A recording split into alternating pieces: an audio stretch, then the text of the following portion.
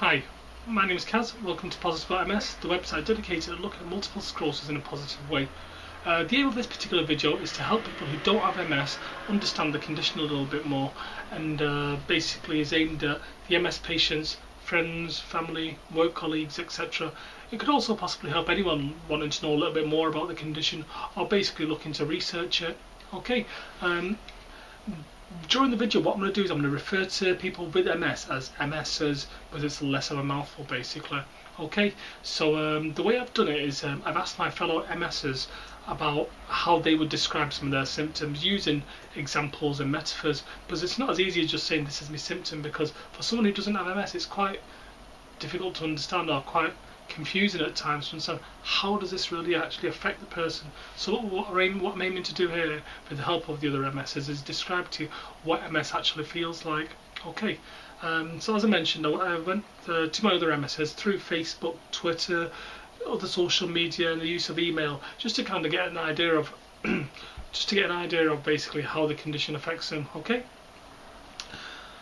so the overall aim of this is to help non-MSs be positive about the condition, because people with MS, they don't want pity or sympathy or anything like that. They actually want just a bit of understanding, so you understand what the MSs are going through, and but basically maybe what you can do to help, or maybe at least understand the situation a little bit more.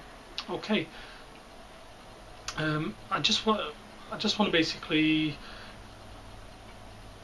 I don't know what's the word. I just want to basically to be useful and helpful to someone, just so it can help them, like say, understand the condition a little bit more. Just before we get into it, I just want to remind people that I'm not a doctor, I'm not a medical professional of any sort. I'm just someone who wants to basically raise awareness and help a little bit, basically. Okay. Also, let me apologise in advance. I mean, I received a number of I received a lot of information through Facebook, Twitter and the other social media that I've described, and different examples, and if I was to mention every single example that I received, I think I'd be here for about half an hour explaining it, and as exciting as I am, I don't think you want to listen to me harp on for about half an hour. So basically I've tried to make it as concise as possible.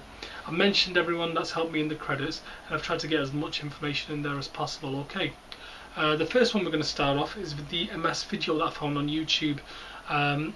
This particular lady comes up with a few examples of how she describes MS to other people.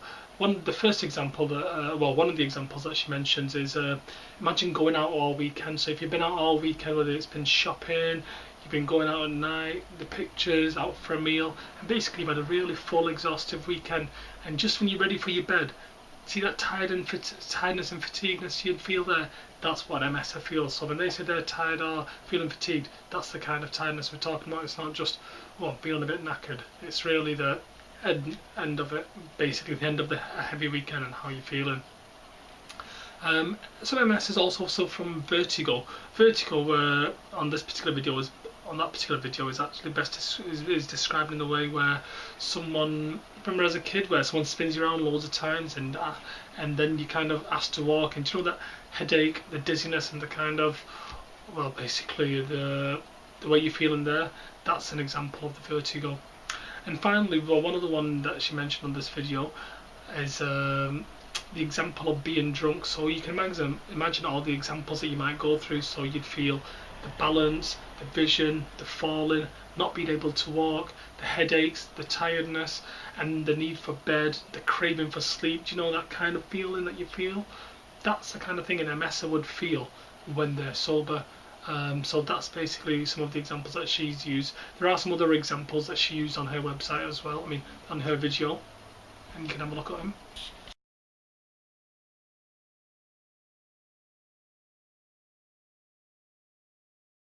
Right, okay, we've had a look at those. Now moving on to some of my own examples.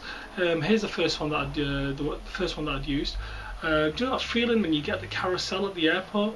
Do you know when you see a big suitcase and you're getting ready for it? You can see your suitcase coming along, and you're just getting ready for the big heave-ho. So from the moment that you grab the suitcase to the moment that you actually get it in your possession, to the strain that you go through there, that big heave-ho and the actual, like I say, the strain and the pressure that you're going through, that's the kind of thing an MSer would feel when they're possibly trying to get up, maybe when they're taking a step, when they're walking, when they're lifting their arm, depending on the actual condition. But that's the kind of, not pressure or hurt, but the kind of energy or the kind of impact that it has on them. Okay. Next one I talk about is brain fogs. This is described in a number of different ways by a number of different people, but I'd prefer to call it brain fogs. The example I'd give is, say for example, there was a non-smoker who walks into a real smoke-filled room. I know you don't get them these days in the UK anyway, but do you know when you imagine going into something like that, it's smoke-filled, so you're getting like the impact on your eyes, you're feeling the headache, you're getting a bit light-headed, and basically it's just the strain on your eyes and the dizziness feeling that you're getting. That's the kind of thing that an MS would describe as a brain fog. I mean, people have described there's a number of different ways with how they feel that there's something in their head or they're not feeling quite right, but that's the kind of way I've used to describe it. Moving on to the next one, carrying the weight of the world on your shoulders. You know that feeling when you just think, my God, I really am carrying the weight of the world on my shoulders. The kind of stress, the tension, and the tightening on the muscles, and like you're almost in the need for a massage. Sometimes an MS would feel like that because of just of what's going on, and basically just reasons of one symptom or another. It just kind of, like you say, piles on top of you a little bit. The next example I'm using is quite a bit out there, but hopefully you'll get it. It's what I call the Terminator 2-man syndrome. For those of you who've seen the movie, there's a guy who's made out of like liquid mercury and he just forms into different shapes. There's actually a part in the film where he's in front of Arnold Schwarzenegger and Arnold Schwarzenegger just almost cuts him in half and he just splits like that and his body's just swaying from one side to another.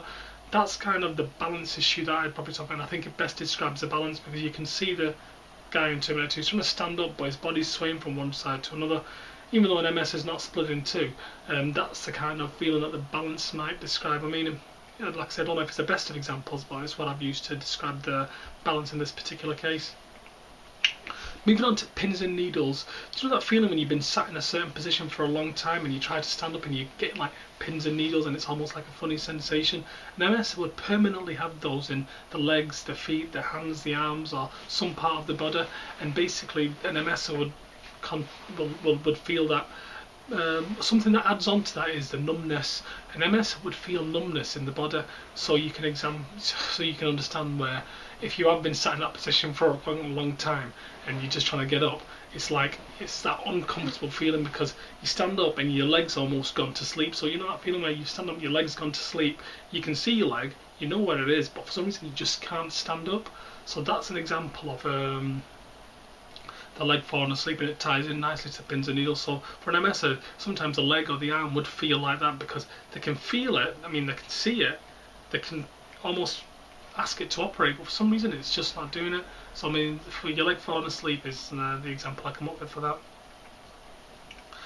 The next sensation I describe is something I'm going to get probably going to get called for, is what I call ice baby. And the meaning by this, what I mean by this is sometimes like an MS's hands, feet, or something would feel an extreme cold, especially the feet. Also just be extreme cold and the cold to touch. The best way I could describe this is, you know, like on a winter's night when you sat inside, the radiators are on, the fires are on, you've got your layers on, and it's really warm and snuggly, and it's snowing outside. I mean, imagine if you went outside and started walking around in the snow, all of a sudden your feet would feel ice cold. I mean, the rest of your body would still be warm because of the heat that you've been in, but your feet would be ice cold and feel really cold. Sometimes in an MS or without that, all of a sudden, I don't know any reason for it, but like I say, few can get it, but that's what they mean by when the feet are feeling cold. Like I say, hopefully it's not the greatest of titles, but hopefully it's articulated something there to you. Sometimes an MS will struggle with word finding.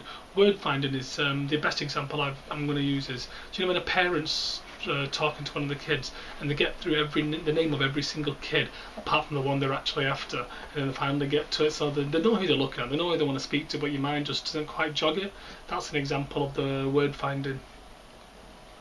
Going on to the next one, a simple one, but you can imagine. You can probably imagine it. Imagine this is, you've got your arm, you want to lift it, but imagine someone's holding it down, you want to try lifting it, but for some reason you just can't do it. So for example, for an MS, you'd feel like that. So whether it's lifting your leg up, standing up, you know you want to do it, and you know what you can do. Well, you know what you want to do, and you know how you want to do it, but for some reason there's something stopping you.